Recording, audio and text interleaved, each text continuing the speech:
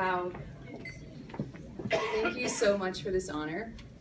I want to start by thanking the Wetaskiwin and County Sports Hall of Fame Committee, and very specifically Sandy Wright, for all the work you did to prepare this amazing night for us to celebrate and to be celebrated. So thank you so much.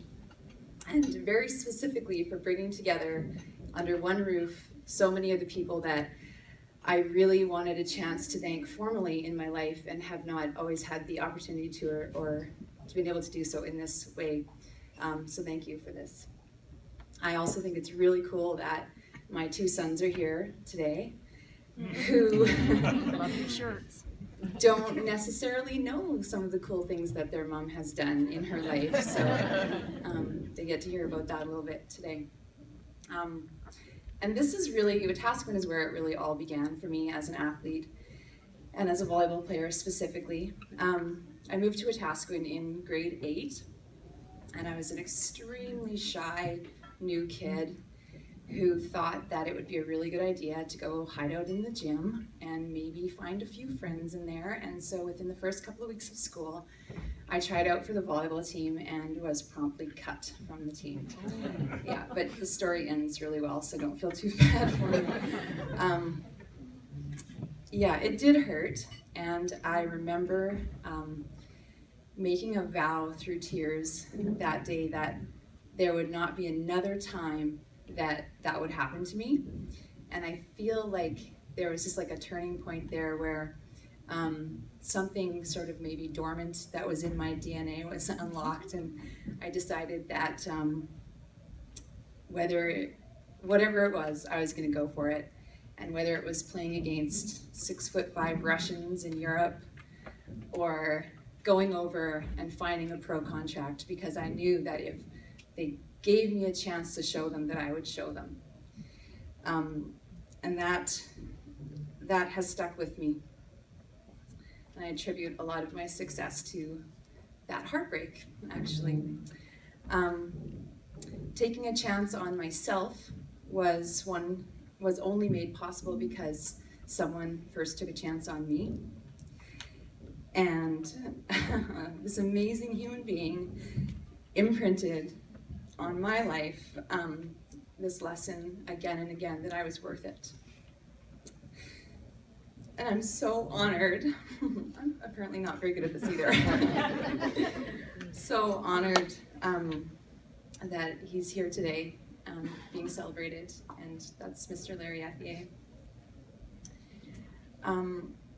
This is the first time in 25 years that I've seen him face to face, and what an appropriate time to be able to say thank you a million times for everything that you did for not only myself. I left Wetaskiwin all those years ago to go play volleyball, and life takes you in different directions, but I thank you for holding that vision of what I could be and become as a player and as a person, and for nurturing that with loving discipline and such patience. Like, if you knew me back then, such patience. I still find it amazing that this calm, powerful, strong man knew exactly what it was like to be an insecure, emotional teenage girl.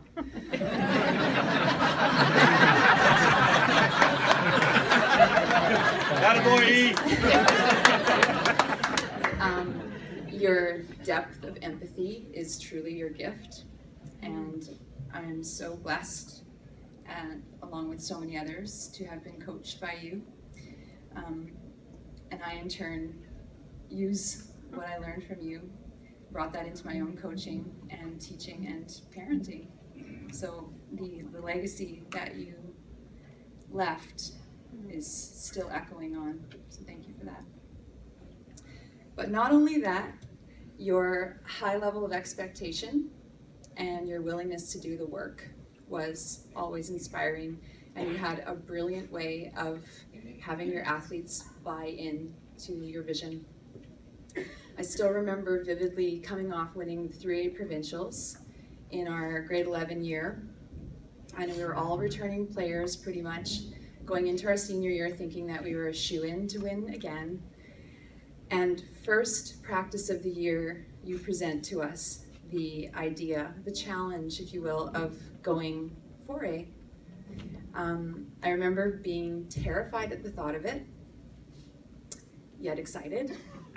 And the idea of competing against those big schools and those big athletes, and the calm and convincing nature that you have. And it was more like, ladies, we've already done that. Like, why wouldn't we go for this? Why wouldn't we reach for something big here? And that indelible impression of like the without the risk, there's no reward, is really burnt in me. And that sort of idea of fortune favors the bold, and that why not make your mistakes going for it, and being brave in the attempt, and that no one sets limitations for you but you.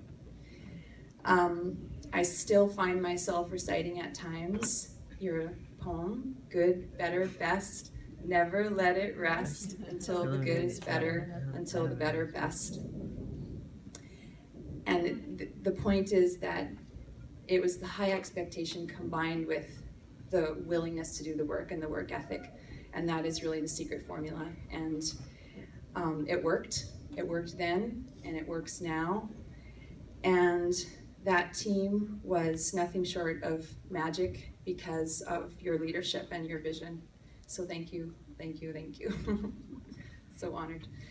I'm also so blessed to have been raised in an incredibly supportive and loving family who valued sports, but more importantly valued healthy expressions of what it means to be embodied in our physicality. And with two older brothers who never took it easy on their baby sister, like never. Older brothers. I watched them play sports, and there was no gender issue. It was just like, I just assumed I should be doing that too. And they were always inclusive of me in that. I'd even talk about healthy competition, even tonight as we're sitting at the table. Jonathan, my oldest brother, looks through the program and he goes, "Oh, I'm in this program." He's already been inducted with his football team. And he said, "I made it in before you did." And I'm like, "Oh, no, Jonathan. Look at 2011. I'm in with it." And then Russell, the middle brother, who some of you may know, it's funny because if you caught the Calgary Herald yesterday, there was a big article about him in his sport management company, Manifesto Sport Management, who works with Olympic athletes. And if his company was a country, they would have placed 10th overall in the Sochi Olympics. Yeah, so we've all been trumped. Older brothers! Older brothers! So there's an athlete builder maybe in the future. Anyway. So yes, healthy competition. Thank you so much, brothers. And my mom and dad, who are here with me and are like these super fans of all super fans. My dad, I mean, he's followed me around the country. It's crazy.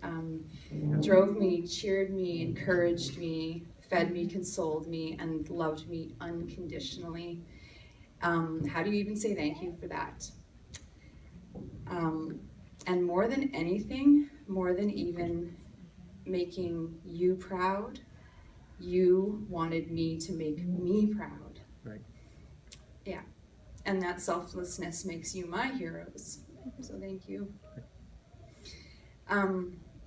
This thing called sport has brought me so much in life, including a husband who jokes that he basically snatched me up as an 18-year-old rookie in the halls of U of W. He played basketball there. And 25 years later, I still haven't figured it out.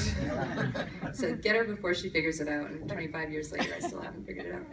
There should be an award for that. For you. Yes. I have that award. And yes, thanks, baby. Thank you for letting me shine all these years.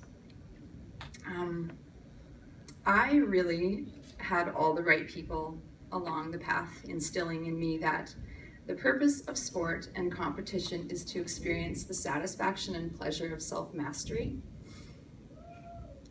the discipline over the physical and mental domains, to develop and test your body to its highest expression, and to respect and honor your opponent for facilitating the struggle to raise you both to the highest level. And most importantly, to build character and camaraderie and the concept of team and the individual's competition or contribution, to the greater cause, and to enjoy the gift of embodiment, which is not possible for all females, not nearly. And that privilege is not lost on me. And that is reason enough to celebrate, because we get to do this. Like, we get to do this? It's unbelievable. And I just want to end with Mr. Ethier's favorite song that he would play, because we have so much to celebrate, don't we? And that is Celebrate Good Times. Come on, let's celebrate. So cheers to everybody, and thank you so much again for this, and have a great night.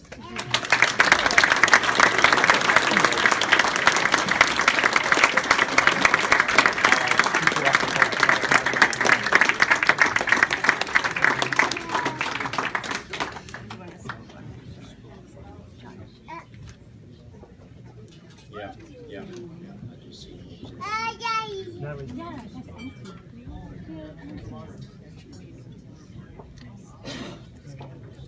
Our last category tonight is the team.